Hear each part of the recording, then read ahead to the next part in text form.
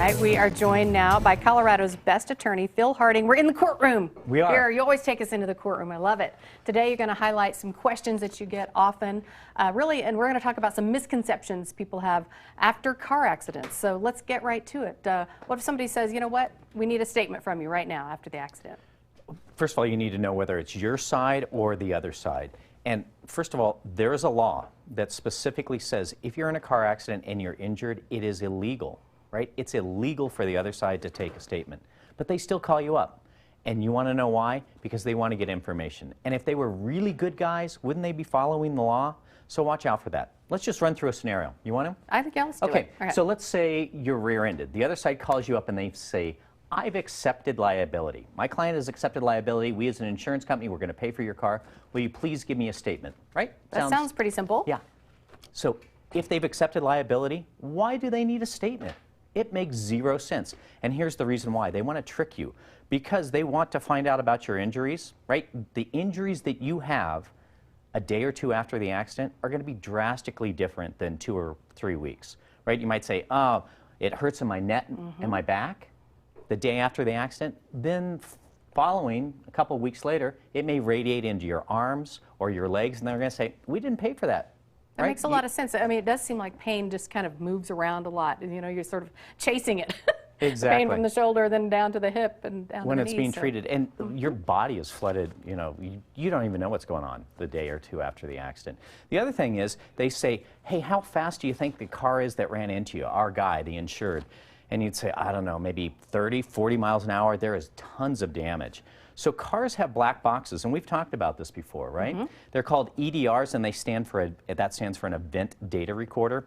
And what an event data recorder is, and 95% of all cars out there, it measures everything 5 seconds before an event, which is a crash, all the way through the event. So it's going to tell how fast someone is going. And let's just talk about it. So if you said they're going 30 or 40, they pull the EDR and the person's only going 20.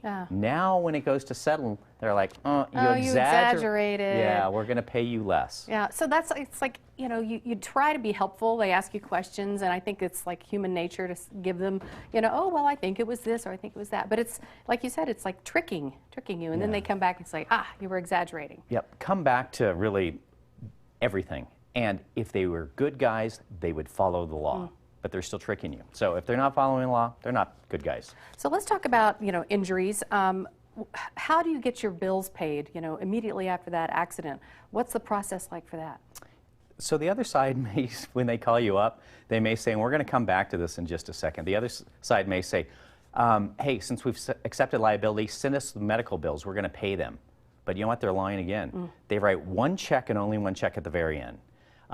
So you think, number one, that your medical bills are getting paid for. They're not. So now they're going on into collections.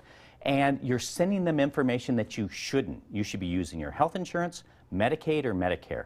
And here's the reason why they want to see your health bills, right? And a lot of times, here we go, let's go to this graphic. It's called EOBs, and if anyone who has health insurance, Medicaid, or Medicare sees this, they see a billed amount versus a paid amount. And so in this graphic, you can actually see this was really from my client. The billed amount this is a Swedish hospital, was $29,000. Wow. The amount, there's always this discount, right? Health insurance comes back and says, normal and customary, we're going to reduce it. And so they reduced it by almost $20,000, and the amount covered by the plan was $8,500. Wow. Right? This EOB, explanation of benefits.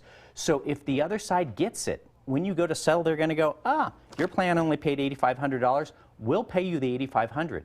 That's not the case. Come back to me, and I'm going to show you real quick on this. So this is how you should send it. You should send it, it's redacted. So you cover up everything except for that $29,000. The reason why you only show the $29,000, there's a law. It's called the collateral source doctrine. And what it says is if a collateral source, namely your health insurance, reduces a bill, the other side doesn't get to benefit. Right.